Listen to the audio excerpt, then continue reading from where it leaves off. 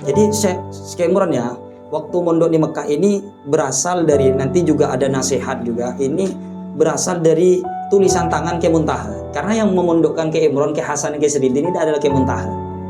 Waktu itu Kiai Muntaha menitip sebuah surat dan beberapa uang kiriman agar diberikan kepada Kiai Imran waktu itu mondok di Mekah dengan ketiga-ketiganya ini. Itu mondok di Mekah. Jadi di suratnya itu Kiai Imran itu diberi nasihat juga sama Kiai Muntaha agar Kiai Muntaha ini Kiai Muntaha ya, adalah tadi Kiai Muntaha yang menikahi Nyi Hatimah. Iya. Yang dipasrai Syekhona Khalil mengasuh pondok Cengkebuan. Menantunya ya. Iya. Mondok ke Mekah itu pesannya dua. Pertama itu dari sinilah kita mulai fokus membahas Pondok Demangan dan generasinya. Wow, panjang ini sebenarnya. Iya, panjang ya. Berdirinya Pondok Demangan ini ya, ini perlu diketahui, ini ada salah satu aqwalin. Ada 3 versi. Oh, ada 3 versi. Ada 3 versi. Yang beredar sekarang di website, kemudian orang juga ketika membahas tentang profil Syekhona Khalil itu yang beredar 1861. Padahal tadi awal pulang di Mekah 1863. Mungkin 61 ini rujukannya itu berdirinya Cengkebuan, kurang lebih seperti itu, meskipun ya mepet-mepet ya seperti itu. Iya. Gak jauh, tapi ya artinya gak jauh dari Cuman ini yang kami tanya di berbagai narasumber itu rujukannya kemana? Itu masih belum diketahui seperti itu. Kemudian versi yang kedua, qaul yang kedua adalah 1874. Agak jauh ya. Nah, agak jauh. 1874 berarti kalau yang 61 Syekhona Khalil mendirikan andaikan merujuk itu di usia 26, kalau yang 74 di usia 39, di 74. Cuman ini tidak, rujukannya ini ternyata diambil dari tulisan tangan Kiai Haji Abdullah Sakhon. Yang kami dapat informasi ini dari beliau Kiai Haji Muhammad Nasir Asqal. Beliau sampaikan ada ditemukan berdirinya Pondok Syekhona Khalil 1874. Cuman sekali lagi dari 74 yang beliau tulis ini rujukannya kemana? Iya. Nah, itu yang masih kami kaji seperti itu. Nah, masih belum ketemu. Jadi kalau mencari informasi validnya ya. Berdirinya pondok itu kalau yang di buku-buku kayak biografi Syekhona Khalil sudah beredar itu merujuk yang kedua ini. Nah, yang ketiga ini yang menurut kami ya ketika dikaji itu lebih mendekati. Lebih valid mendekati kebenaran. Iya. Meskipun ya sebelum-sebelumnya kami tanya ke tim Turos, itu pernah mengkaji berdirinya Pondok Syekhona Khalil tapi belum fix 100%. Belum fix. Cuman ya makanya saya katakan tadi yang ketiga ini lebih mendekati, berdiri pada 1892 atau Masehinya Hijriahnya 1309. Kenapa kok bisa demikian? Karena beberapa catatan yang ditemukan Syekhona Khalil, terakhir kali Syekhona Khalil itu berada di Cengkebuan, kan beliau nulis surat kitab itu pasti kan tanggal sekian di Cengkebuan. Iya. Itu tanggal dan tempat nulis ya. Tanggal nulis itu di berbagai kitab itu tahun terakhir Syekhona Khalil mungkin di Cengkebuan itu 1 tahun sebelumnya 1308. 09 itu sudah berada di Demangan. Di Demangan Syekhona Khalil itu menikah tadi seperti yang saya sebutkan, menikah Nyi Nurjati itu posisinya secara Nur Asia. Menikah dengan Nyi Nur Asia ke sana 1990. Selisih 2 tahun. Iya, selisih 2 tahun. Dari sini kan sudah lebih mendekati. Iya. Berdirinya Pondok Demangan. Jadi kalau dihitung Syekhona Khalil ketika berdirinya itu 1892 di usia 97 tahun. Baru merintis Pondok Demangan sampai beliau wafat 1925. Selama berapa tahun itu berarti merintisnya? Selama kalau yang dari berdirinya 1000 tapi berapa? Berdirinya 1892 ya. 92 ke 1925. Itu berapa tahun? Kira-kira merintis Pondok Demangan itu. Sampai beliau wafat ya? Sampai beliau wafat kan? Ya, sampai beliau wafat itu. Jadi sejarah berdirinya Pondok Demangan ini karena Nggak langsung. 34 34? 34 tahun. Oh. Kalau yang pertama 64, yang kedua 51 ketika mengacu ke kedua, berarti kalau dihitung hari jadinya ya, hari jadinya sekarang 1663. Ya, Itu ya. merujuk ke kaul yang pertama. Oh. 1061 itu hari jadinya pas 163. Kalau ke 74 hari jadinya 150. Kalau ke kaul yang ketiga hari jadinya 132 masih.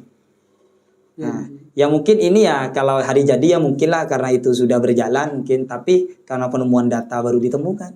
Ya, ya, ya. Meskipun ini ya belum finish ya sebenarnya, belum finish. tapi sudah Mendekati mendekati kebenaran. seperti itu. Luar biasanya pada saat itu santri-santrinya Syekhona Khalil ini dari berbagai penjuru Nusantara yang saat itu tidak temukan kiai ya atau santri yang mondok ke suatu kiai yang santrinya itu berasal dari berbagai, hanya Syekhona Khalil satu. Berarti Pada zaman itu. saat zaman itu berarti kan luar biasa pengaruhnya Iya, beliau iya, pada iya. saat itu kan. Kalau sampai dari Sunda, dari Iya, iya, Sumatera, dari Bima gitu. Ada juga guru beliau dari Bima seperti itu. Nah, pertanyaannya, Pondok Syekhona Khalil yang sudah berdiri sekarang ini ketika awal beliau ngerintis, itu memang nama pondoknya langsung Pondok Pesantren Syekhona Khalil, apakah Bukan, awalnya berbeda? bukan. Namanya itu dinisbatkan pada tempat. Pondok Pesantren Kademangan. Oh, nama tempat ya. Ini nama Kademangan. tempat. Iya kayak Sidogiri, Oh, iya, iya, kayak Langitan, Sidogiri, Tebu Ireng itu rata-rata. Pondok Tebu Ireng ya. Kemudian seperti itu. Lirboyo. Lirboyo. Iya, iya, iya. Ya.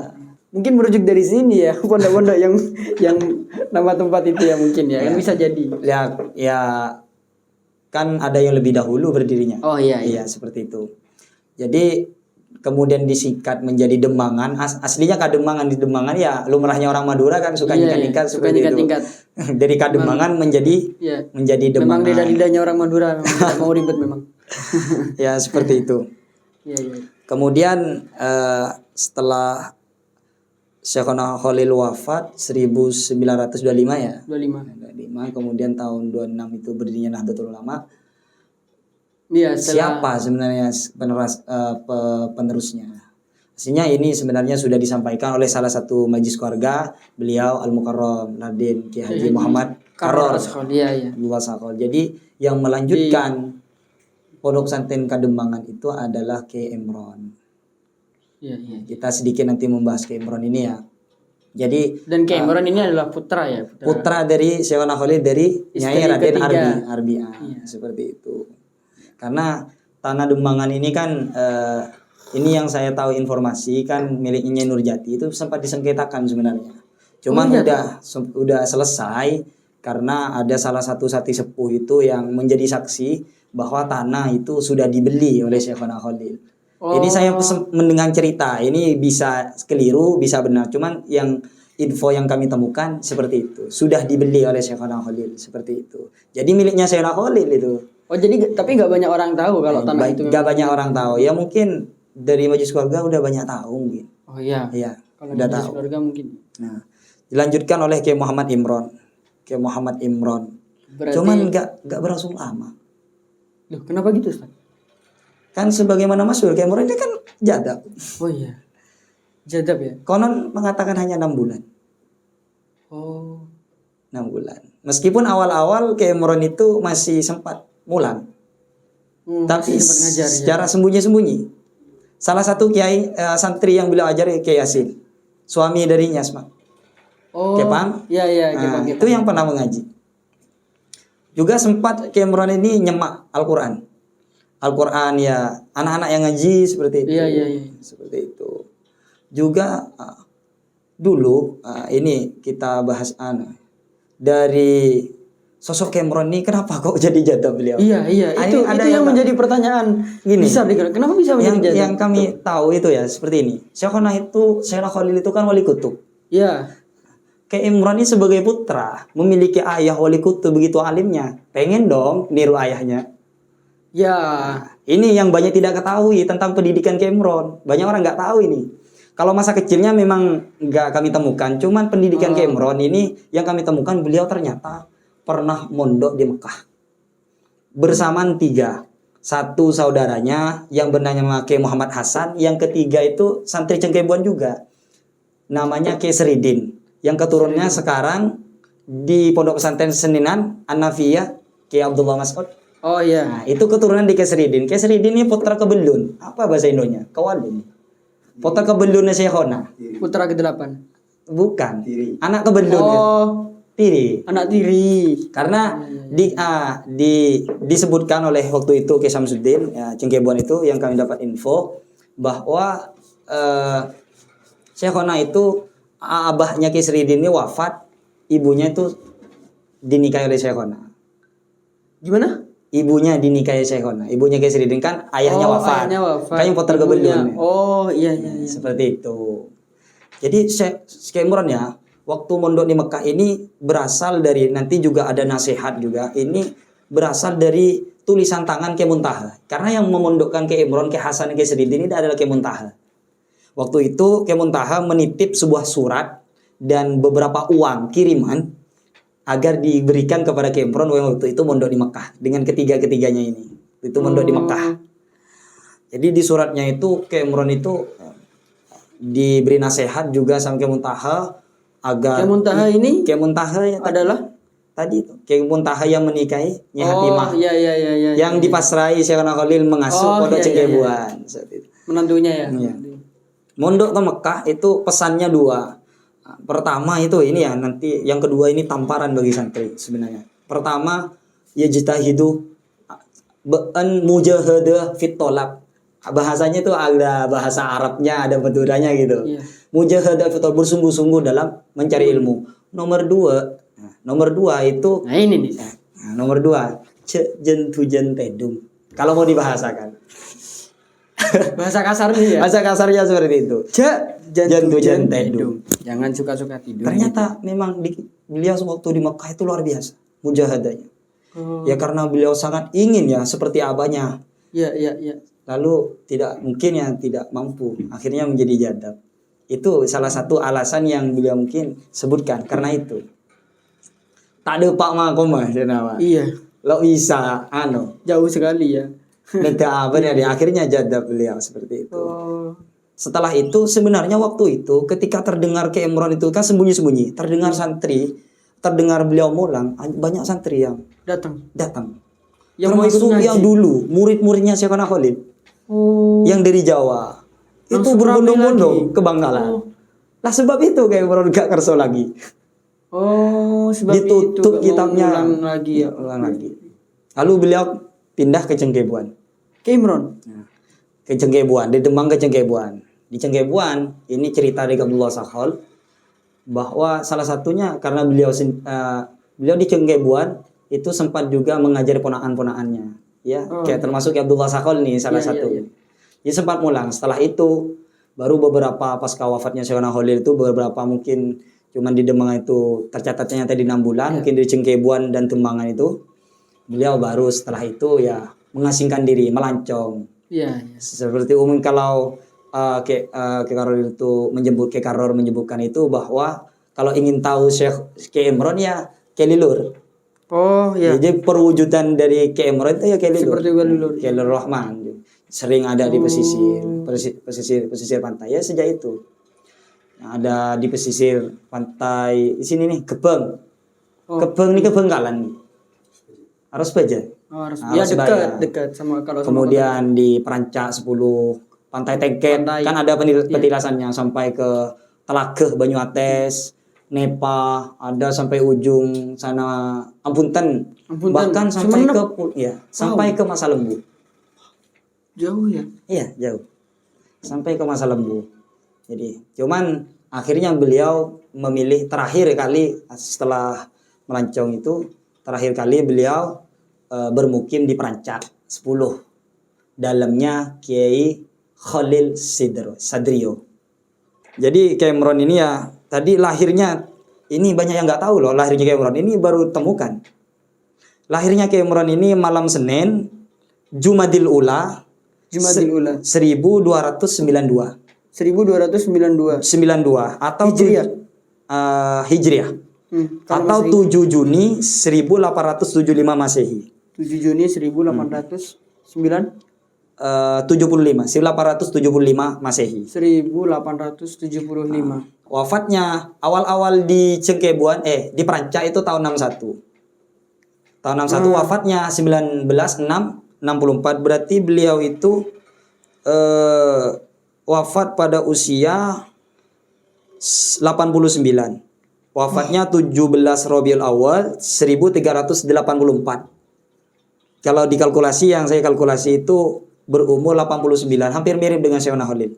Syekhona Khalil kan Umurnya wafat di umur 90 tahun. Iya. Ya, seperti itu. Iya, itu kan tadi setelah ke Imron apa bahasanya? Minggat dari Demangan ya. Pondok ini siapa yang Iya, ngurusnya? itu pertanyaannya. Nah, jadi selama Ki Imron ada di luar Melancong itu, pondok itu dipegang sama mantunya Ki Muntasor yang mempersunting Nyai Nadhifah. Oh, berarti ke Imron ini nggak punya keturunan laki-laki? Punya. Oh, Keturunan Ki Imron ini memiliki 2 istri. Pertama Nyai siapa aja? Ya Allah, saya lupa istri pertamanya itu. Nyai Mutmainnah. oh, Itu dari Sapreh juga, dari keluarga Sapreh. Nyai Nur Asia itu juga. iya. Itu berawal di sini karena Syekhona Khalil menikah Nyai Nur Asia tidak memiliki keturunan, lalu putranya ke sana juga. Nyai Mutmainnah punya keturunan. Iya. Paling tua Nyai Romlah, kemudian Nyai Romlah, ini urutannya ya, Nyai Romlah, Nyai Nadhifah, Ki Amin, Ki Makmun, Nyai Aminah. Itu dia istri pertama. Istri kedua itu Ki Amin itu anu ya? Nyai Aminah. Nyai Aminah ini punya putra Ki Fattah. Sekarang punya putra Ki Fattah, punya putra Ki Imron Fattah Seninan. Iya. Ki Imron Fattah Seninan. Nyai Aminah. Nah, jadi kembali ke tadi, ketika Ki Imron ada di luar, pondok ini diasuh oleh Ki Muntasor. Dipegang Ki Muntasor sementara. Cuman tidak hanya Ki Muntasor waktu itu, putra Ki Nyai Aminah, Ki Fattah ini juga ikut membantu meskipun tidak berselang lama. Karena beliau itu Nyai Muntasor disebutkan ini berarti adiknya Nyai Romlah ya? Ki Muntasor bukan mantunya Syekhona. Oh, iya. Santri. Iya. Santri sekaligus mantu. Santri yang diangkat mantu ya? Iya. Sebelum beliau mempersunting Nyai Nadhifah, beliau sudah memiliki pondok. Oh, Cubara, lamba istilah Cubara, Pondok Nurul Khalil, Iya. Yang sekarang punya putra Ki Zubair masyaallah mafir berwafat kemarin. Semoga kita mendapatkan aliran barokah dari beliau. Amin. Dan semoga kita semua dianggap sebagai santrinya Amin. dan dikumpulkan di surganya besok. Amin. Oke. Nah, setelah itu ya ada Ki Fattah. Ya seperti umumnya kisahnya gimana proses mengajinya waktu itu. Ada yang mengatakan ya biasa ngaji biasa sama Ki Muntasor. Ada yang mengatakan ngajinya di Pondok Nurul Khalil. Ada yang juga mengatakan ngajinya di daerah Bangkalan. Cuman pada umumnya saat itu ya santri-santri waktu itu ngajinya nggak mentok di sana. Juga ada yang ngaji ke Kepang, Nyasma, seperti itu. Ada yang PP lah ya, ngaji pulang pergi gitu ya. Ngaji ke masyai-masyai yang lain. Seperti itu. Oh, berarti bukan bukan dinobatkan dulu sebagai pengasuh. Hanya Jadi dari masanya ke Imron sampai nanti beberapa generasi itu secara resmi tidak ada pengasuhnya, tidak didaulat sebagai pengasuh. Dilantik ya? Tidak dilantik secara resmi, secara tidak resmi ini bahasanya. hanya saja diberi kepercayaan sama keluarga ya. Seperti itu. Oh. Jadi itu selama ke Imron. Jadi selama ke Imron ini muncul apa namanya? Dipegang ke Muntasor dan juga ada juga ke Fattah Iya. membantu di sana. Kemudian setelah ke Imron ini ke Kiai Fathur Razi. Kiai Fathur Razi ini putranya Nyai Romlah. Ya. Dan sebetulnya ini yang mungkin harus diketahui. Sebetulnya Kiai Imron ini punya putra laki-laki. Iya. Iya. Kenapa enggak? Kiai Amin. Seharusnya biasanya kan jatuh ke putra laki-lakinya Kiai Amin. Iya, umumnya gitu dong. Umumnya Harusnya gitu dong. Harusnya gitu. Iya. Kalau punya putra laki-laki, kalau putranya perempuan semua kayak Sidogiri, pengasuhnya mantunya. Mantunya yang jadi yang jadi pengasuh. Seharusnya pengasuh ini dipegang Kiai Amin. Kiai Amin. Kiai Amin. Kenapa Kiai Amin kemudian tidak menjadi pengasuh? Karena beliau lebih memilih terjun ke politik. Yang sekarang ya Kiai Fuad. Oh, apanya? Ramu. Iya. Kiai Fuad juga jadi bupati Ramumu. Jadi Dan sampai sekarang generasi Bupati Bangkalan dari Kiai Amin ya. Adiknya Kebetulan sekarang iya. relatif beliau ya. Ya nggak jauh-jauh lah ya Iya. dari keluarga. Ya itu alasannya. kenapa orang bertanya? Kalau orang ada bertanya seperti itu ya. Ketika ada orang bertanya, kemudian lanjut lagi ya. Pondok ini setelah Kiai Imron, sebagaimana sampai oleh Kiai Karor tadi, beralih ke Kiai Fathur Razi. Ya, Kiai Fathur Beralih Razi. ke Fathur Razi. Jadi dirasa cukup, beliau mumpuni gitu, sama Kiai Muntasor dipasrahkan ke Kiai Razi. Cuma nggak berlangsung lama Kiai Razi ini ya. Singkat cerita ya, Kiai Razi ini selama itu ya, karena di masa itu Kiai Razi itu nggak mulang sebenarnya di Demang. Beliau itu terkenal waktu itu hanya memberikan amalan-amalan, amalan kanuragan seperti itu. Amalan kanuragan ini apa? Ya semacam amalan teguh, sakti, Oh, kesaktian. Karena di eranya Kiai Razi itu ada sedikit cerita ya. Dulu tahun berapa ya Kiai Razi ini? Tahun 65-an. Tahun 65-an ya, itu kan ada kasus PKI itu kan sekitar tahun 65. Iya, iya. Jadi PKI. banyak dulu masyarakat bahkan yang dari Jawa, khususnya daerah Tapal Kuda itu yang minta ijazah kepada Kiai Razi. Terkenal itu Kiai Razi. Kiai Razi ini adalah sosok yang dicintai oleh semua kalangan karena beliau pengayom. Oh, Mengayomi, sekelain mengayom keluarganya sendiri sebagaimana cerita yang merangkul masuk. ya berarti merangkul. beliau ya merangkul. Beliau kan yang membiayai semua, adik-adiknya ke Abdullah Sakhor. Oh, Tidak hanya adik-adiknya, ponakan-ponakannya juga dibiayai sama Kiai beliau. Razi. Sama Kiai Razi waktu itu. Makanya Kiai Razi itu waktu itu nggak fokus di pondok. Oh, Dan sulit waktu itu mau mulang karena ada sosok Nyai iya, Nyai Romlah ini kan maju tuh. iya, iya. Jadi gimana ya, orang dulu itu waktu Nyai Romlah, di masa Nyai Romlah itu mau mondok ke Bangkalan itu takut. Kan banyak kan kisah-kisah ketika di Bangkalan Pernah itu dengar. ada sosok Nyai Romlah bagaimana. Iya, iya. Jadi ada kisah menarik bahwa Nyai Romlah ini sedikit ya berbicara Nyai Romlah ya. Jadi di masanya Kiai Razi itu Nyai Romlah ini juga berperan mendidik santri. Meskipun gaya pendidikan beliau itu agak nyeleneh karena beliau maju Iya, bah. iya. Itu bah. Jadi ada satu kiai itu kalau menilai Nyai Romlah itu kan sering marah. Iya. Sering marah. Keras lah Iya, ya keras ya. karakternya. Cuman ada salah satu santri, banyak lagi santri yang menilai enggak sebenarnya. Bukan marah beliau.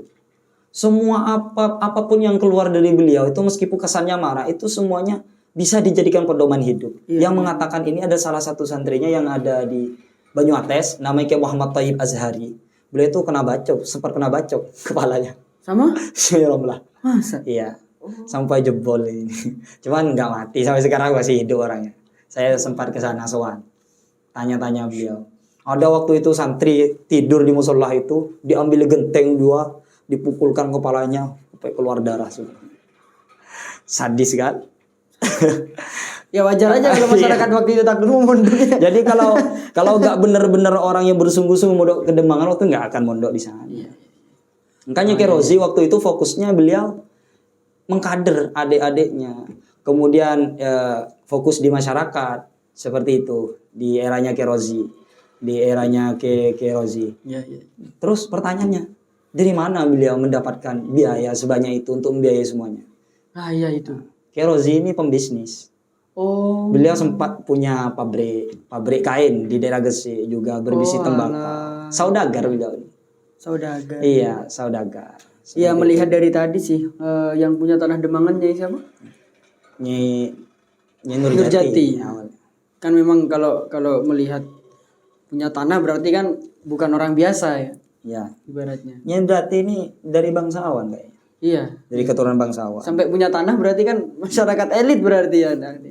Nah iya berarti dari Syekhona ke pengasuhan itu sempat turun ke putranya Kiai Imron walaupun sebentar, setelah itu ke pengasuhan sementara dipegang sama Sementara Kiai Muntasor sama Kiai siapa lagi Abdul Fattah itu. Kiai Fattah juga ikut, ikut andil. Iya, ikut Kemudian ya urutannya Kiai Imron ke Kiai Rozi. Iya iya. Setelah Kiai Rozi, Setelah Kiai Rozi baru ke Kiai Abdullah Sakhon. Kiai Abdullah Sakhon. Nah, Ya, mungkin karena- yang mulai sangat-sangat masyhur dan sampai Ini ke belakangnya ini Nusantara. alumni udah banyak yang tahu ya. Iya. Ke Ya banyak lah informasi valid kalau dari Kiai Abdullah Sakhon ke bawah ya. Kiai Rozi ini lahir lahir supaya tahu ya, lahir 5 tahun pasca wafatnya Syekhona Khalil 1930. Wafat 1972 di usia 43 tahun. Beliau itu mengidam penyakit wakil ini ya, penyakit tumor otak. Di rumah sakitnya itu di Rumah Sakit Islam Surabaya, sama dengan rumah sakitnya Nyai Romlah di waktu sakit. Yang info yang kami temukan seperti itu. Jadi wafatnya beliau itu muda banget. Di umur 43 tahun. Baru berlanjut ke eranya Ki Abdullah Sakhol. Ya. Ki Abdullah Saya rasa di eranya Ki Abdullah Sakhol ini teman-teman sudah banyak mendengar cerita. Sedikit ya, di Ki Abdullah Sakhol beliau mengasuh pondok itu di umur berapa ini tercatat? Di umur 35 ya. 35 tahun. 30 tahun versi Hijriah. Kalau versi Masehinya 32. Mengasuh Pondok Demangan itu selama 41 tahun. Paling lama ya? Paling lama. Dalam sejarah. Kalau dihitung dari generasi penerus. Ya. Kalau dihitung dari masa vakum ya. Iya. Masa vakum itu kan dari Cameron sampai ke Rozi itu kan. Iya. Itu juga sekitaran 40-an. 40 tahun. Vakumnya. Iya.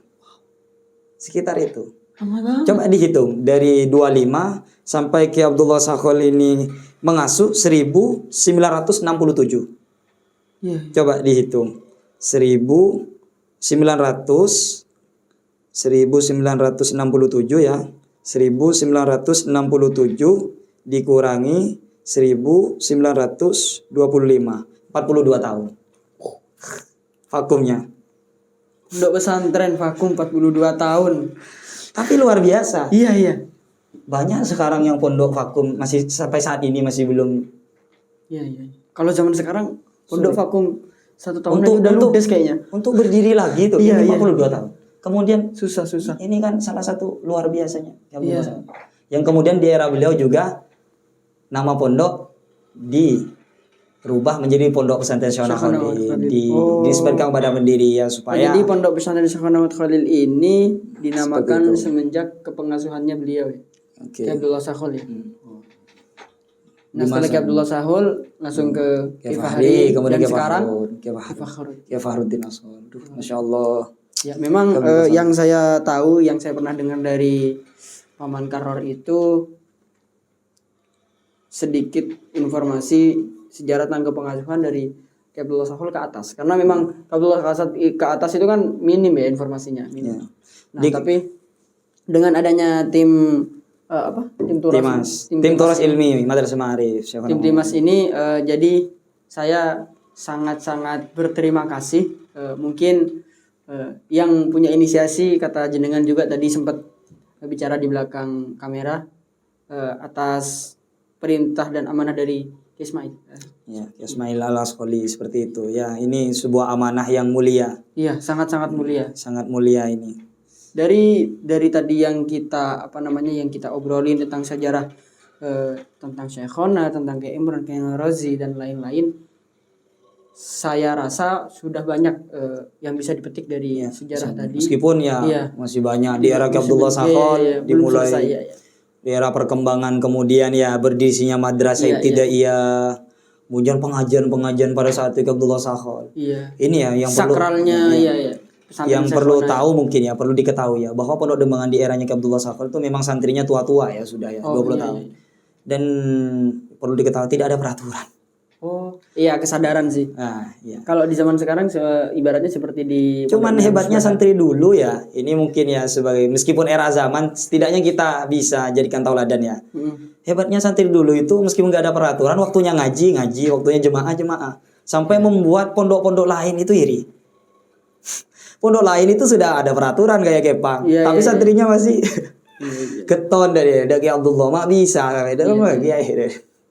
seperti itu. Tirakatnya luar biasa ya, sudah masyhur lah ya, yang ya sebagaimana masyarakat tahu. Nah, terus ini untuk penutupan juga Ustadz, yang saya dengar katanya catatan sejarah ini akan dibukukan. Iya, insya Allah akan masih proses pentasean sebagaimana tadi disebutkan, akan dibukukan. Berarti nanti ketika dibukukan gak hanya satu ya tadi yang masih Syekhona itu? Apanya? Tadi kitab apa yang sebelum Yang kitab yang nama buku ini. Ya. Nama buku ini nanti sudah diberi nama sebenarnya udah. Namanya ya Pondok Demangan. Untuk Demangan. Gena Pondok karena dan fokus sejarah berdiri, perkembangan dan generasi penerus seperti itu. Ini khusus Pondok Putra saja ya sebenarnya masih belum ke Pondok Putri. Oh, jadi bukunya khusus Pondok Putra saja? Bukan, semua. Oh, semua. Putra dan putri. Oh, maksudnya tadi yang dibahas kita baru putranya doang. Baru putranya doang. Mungkin ya terserah nanti apakah mau dibahas yang putri. Apakah tidak ya terserah kita. Saya rasa cukup Ustadz karena durasi dan biar penonton penasaran juga. Ya kalau tahu penasaran, pasti banyak yang tidak tahu tentang sejarah Pondok Putri. Dan katanya berdirinya Pondok Putri itu justru lebih banyak kisah di balik itu justru lebih banyak ya. Ya kurang lebih seperti itu. Wah, menarik ini. Cuman karena Pondok Putri ini banyak yang tidak tahu. Santrinya sendiri itu banyak yang nggak tahu. Iya, makanya biar penasaran. Ya penasaran ya. Nah, kira-kira ini terbitnya bukunya kapan? Dalam waktu dekat atau rencana dalam aslinya mau di launching nanti ikhtibar. Karena ada beberapa kendala ya sebenarnya ini mau dikatakan sudah 95% menuju ke percetakan. Jadi dari ini nanti ya, ini hanya berapa persennya yang kita bahas sekarang ini. Mungkin nggak sampai 50%. Iya. Yang kita bahas nggak sampai, mungkin hanya 25%. Jadi nanti isi lengkapnya ini ada di itu. Iya, di buku tersebut. Ya, untuk teman-teman yang nonton terutama dan khususnya santri Demangan atau enggak seluruh alumni dan alumnus santri Syekhona Muhammad Khalil Bangkalan, putra putri monggo kita ramaikan bareng-bareng, monggo dibeli bukunya karena ini bukan hanya sekedar karya tulis biasa tapi ini karya sejarah dan mengandung barokah yang sangat luar biasa. Saya juga ikut antusias membahas podcast ini karena mendengar dari paman saya dari tim pondok ternyata ada yang ingin mencatat sejarah dan ingin dibukukan. Dan waktu itu saya langsung tanya sama Kak Ismail itu, Kak apa benar gini-gini? Oh ternyata kata beliau, iya benar. Tapi sekarang masih dalam tahap proses finishing. Gitu. Terus siapa nih orang yang bisa saya ajak untuk ngobrol di podcast gitu? Awalnya ketika saya dikonfirmasi sama Paman Sempian itu, kok saya pengennya nanti ini ya bukan saya lah. Saya pengen di balik layar aja seperti itu. Pengennya awalnya seperti itu di balik layar karena sudah mungkin ya tuntutan berbagi lah seperti itu, berbagi ke teman-teman dan juga hanya sekilas ini. Sekilas. Jadi ya alhamdulillah dengan segala lika-likunya buku ini bisa terselesaikan meskipun ya untuk generasi setelah saya, adik-adik santri setelah saya mungkin terus menelusuri. Jangan merasa cukup di data yang sudah dikumpulkan ini. Pasti nanti akan ada perkembangan-perkembangan terkait data. Karena kan ini sejarah. Jadi belum tentu seakurat 100% kan seperti itu. Bisanya harus dikulik lagi. Bisa jadi nanti ketika ada penemuan data-data baru semakin lengkap nanti. Nah iya itu kan semakin akurat. Gimana caranya para wali itu bisa menjadi wali? Gimana caranya para ulama itu bisa menjadi ulama yang maju itu salah satunya dengan sejarah menteladani kisah hidup Nabi gitu. Saya rasa penting untuk teman-teman santri untuk generasi kedepannya. Yuk monggo jangan ngerasa cukup lah sama data yang sudah dikumpulkan ya. Walaupun yang umum hanya tahu beliau kewaliannya saja. Ya jangan khususnya kita yang mondok Demangan reken mayor mikir. Kita generasi penerus generasi emas bahasanya. Yang itu yang sangat diharapkan sama majelis keluarga juga. Ini lagi pesannya pernah disampaikan oleh Kiai Haji Muhammad Nasih Askol dalam sebuah sambutan ini bahwa Kiai Muhammad Nasih Askol ini mengistilahkan gini. Masa keemasan pertama Pondok Syekhona Khalil itu di masa Syekhona Khalil. Masa keemasan kedua di eranya Ki Abdullah Sakhon. Beliau setelah itu sangat mewanti-wanti muncul masa keemasan ketiga dengan artian memunculkan santri-santri ya kurang lebih kayak dulu. Santri-santri yang bisa berperan penting di masyarakat menjadi tokoh. Dalam segala hal, bagi itu tokoh kiai ya, di politik, di bidang ekonomi mungkin. Itu sangat diharapkan. Muncul masa keemasan ketiga. Ini saya ingat betul. Karena saya mendengarkan betul waktu itu, mencatat juga. Saya sampai saat ini ya merasa malu sebenarnya. Masih jauh dari apa yang beliau harapkan sebenarnya. Ya mungkin ini ada dari santri-santri yang lain mungkin perlu ya bengangan-angan apa yang menjadi angan-angan harapan beliau. Dan dari tadi yang kita bahas itu hanya kemasan pertama ya. Iya. Kemasan kedua dan ketiga belum. Nantikan di buku sejarah Kademangan, jangan lupa dibeli buat teman-teman semua yang nonton di rumah. Semoga kita semuanya bisa mengambil pelajaran, manfaat dan kedepannya kita bisa menjadi orang yang lebih baik lagi.